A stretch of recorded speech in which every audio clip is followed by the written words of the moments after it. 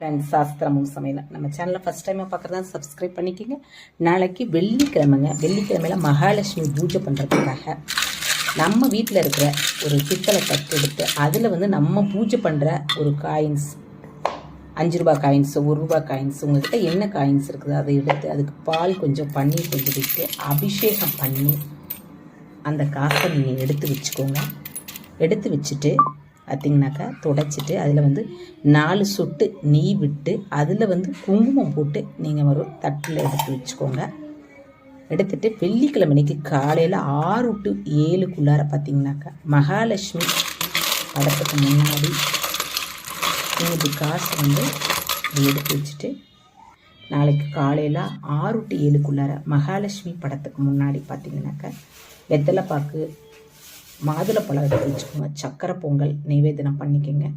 Mahalakshmi